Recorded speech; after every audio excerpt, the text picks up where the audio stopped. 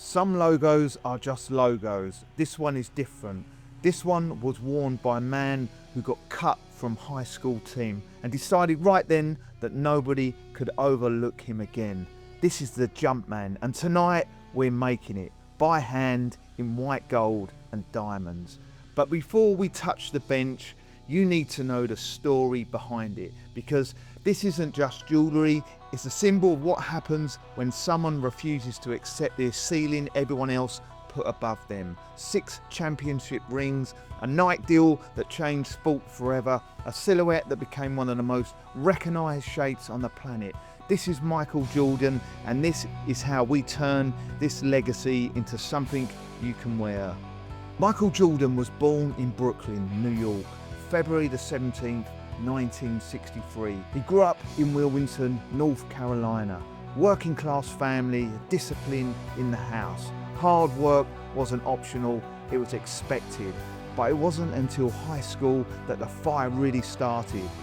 Because Michael Jordan, the man who would go on to win 6 NBA championships, got cut from his local basketball team.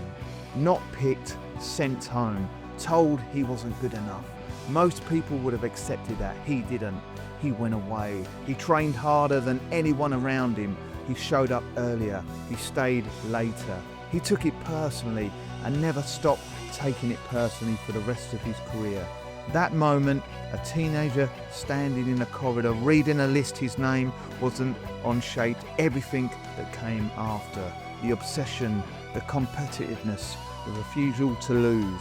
It didn't start on a court in Chicago, it started right there, in a high school hallway, with a rejection that lit a fire nobody ever managed to put out. After high school, Jordan went to University of North Carolina, the Tar Heels, coached by the legendary Dean Smith. Smith didn't care how talented you were.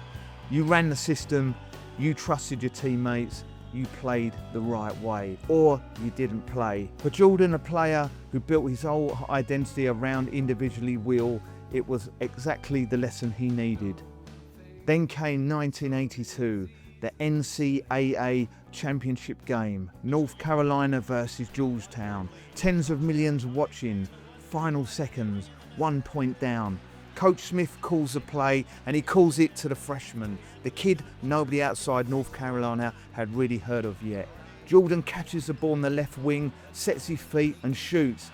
It goes in. North Carolina win the title, and in that single moment on the biggest stage college basketball has, a freshman from Wilmington, North Carolina, told the entire world exactly who he was.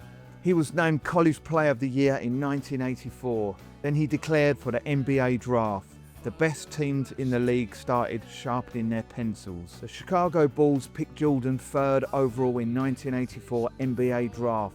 At the time, the Bulls were struggling. Low attendance, losing seasons, a franchise going nowhere fast. That changed the moment he walked through the door. In his very first season, Jordan averaged over 28 points a game. As a rookie, people started buying tickets just to watch him play. Not to watch the Bulls win, just to watch him move. He won NBA Rookie of the Year, and it was just started. Then, in 1986, the Bulls versus the Boston Celtics, playoff basketball, the most hostile arena in the league. Jordan scored 63 points in a single playoff game, a record that still stands. Afterwards, Larry Bird, one of the greatest players who ever lived, looked at the press and said, "That was God, disguised as Michael Jordan." He wasn't joking, the whole league knew it. This wasn't just a talented rookie, this wasn't just a highlight reel, this was something nobody had ever seen before. And the Bulls, this quite struggling franchise on the south side of Chicago, had just become the most watched team in basketball. For 3 years straight, the road to championship went through Detroit. The Pistons, known as the Bad Boys, they had a specific set of rules designed for one purpose: to hurt Michael Jordan. Hard fouls, physical contact, elbows in places referees couldn't always see. Every time Jordan drove to the basket, someone was waiting to put him on the floor. And for 3 years, it worked. 3 straight playoff eliminations, 3 summers of going home early. Most players would have found a way to live with that. Jordan couldn't. He went away and got stronger, physically stronger, built a body that could absorb the punishment and keep going.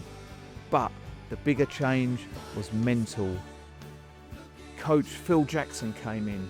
He brought the triangle offence with him, and he told Jordan something nobody had dared tell him before. You can't win this alone.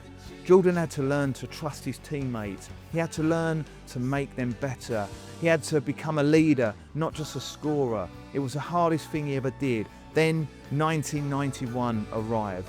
The Bulls met the Pistons in the playoffs. This time Detroit went home early, and Chicago, with Jordan finally leading the team instead of carrying one, went on to beat the Los Angeles Lakers and win the first championship, the first of 6.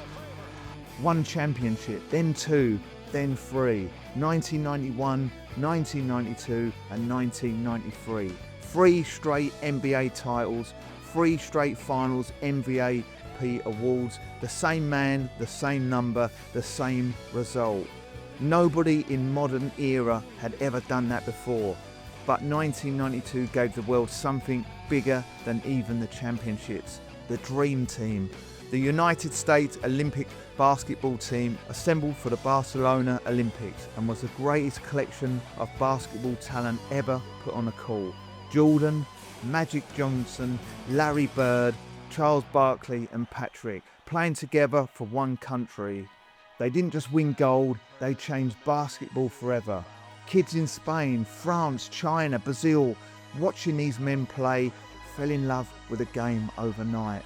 And at the centre of it all, the most recognisable face was Michael Jordan. Then, just as everyone expected a 4th title, everything stopped.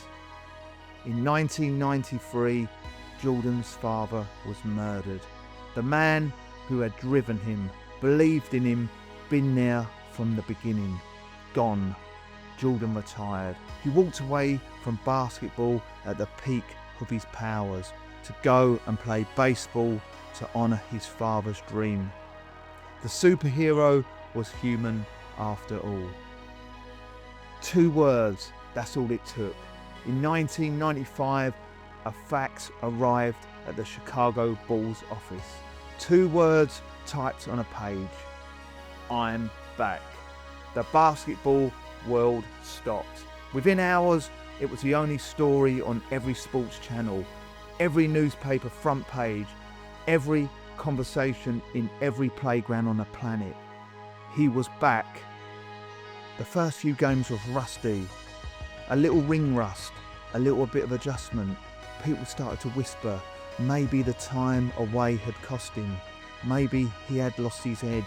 Then the 1995-1996 season began. The Bulls won 72 games. 72, a record that stood for 20 years. Jordan was named MVP. The Bulls were unstoppable.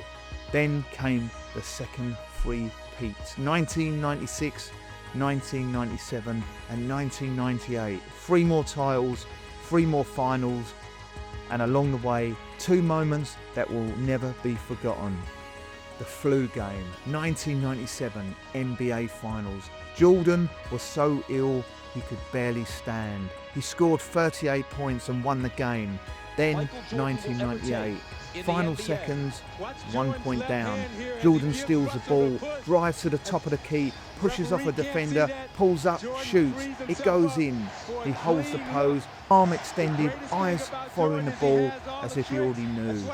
He always knew. 6 championships, 5 MVPs, 6 final MVPs, 10 scoring titles, and then he walked away on his own terms at the perfect moment with the perfect ending. In 1984, Nike was not the company it was today. They were known for running shoes, solid, functional, unremarkable. They needed something different, someone different. They took a gamble on a 21-year-old rookie from North Carolina. The deal they offered Jordan was unlike anything seen before in sport. Around £500,000 a year, plus stock options, plus his own signature shoe.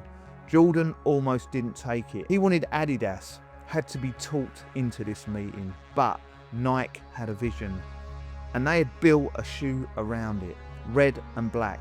It was bold and it was aggressive, unlike anything on a basketball court before. The NBA banned them immediately, said they violated the league's uniform policy. Fined Jordan $5,000 every single time he wore them. Nike paid every fine and filmed a commercial about it. On September 15th, Nike created a revolutionary new basketball shoe. On October 18th, the NBA threw them out of the game. Fortunately, the NBA can't stop you from wearing them. The publicity was priceless. Nike expected to sell a few $1 million worth of Air Jordans over several years.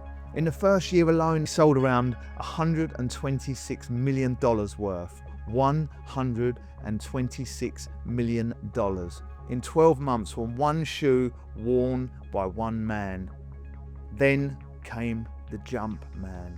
That silhouette, Jordan midair, legs spread, arms extended, defying gravity, became its own brand. Jordan brand, worth billions. More than any active player contract. More than most sports franchises, built entirely on the back of one image. A man frozen in midair. At the exact moment he looked like he would never come back down. Michael Jordan stopped playing basketball, but he never stopped competing. He became part owner of the Charlotte Hornets, then majority owner. Built a business empire that made him a billionaire long after the last buzzer sounded. Then 2020, a documentary changed everything again. The Last Dance. 10 episodes, 30 years of footage, one story told properly for the first time. A whole new generation watched a man who refused to accept second place in anything. Not training, not preparation, not the biggest moments on the biggest stage. They watched and understood for the first time what separated him from everyone else. It wasn't just talent, it was the standard he held himself every single day. When nobody was watching, when he was already the best, when winning was expected and he still wanted more. That's the mindset, that's the legacy, and that's what this piece is all about. This Jumpman, handmade, made in white gold, set with diamonds, isn't just jewellery. It's a symbol of what happens when someone decides that the ceiling everyone else sees simply doesn't apply to him. 6 titles, 5 MVPs, a Nike deal that rewrote sports business forever, a silhouette recognised in every country on earth. A reminder sitting there right on your shoe that greatness isn't given, it's built. Piece by piece, day by day, on days when nobody's watching and the only person keeping score is you. If you've got an idea, however mad it sounds, the link below gets you straight to us. No pressure, no hard sell, just a proper conversation with someone who genuinely loves what they do. I'm James, this is Blackwell Jewellers, and I'll see you in the next one.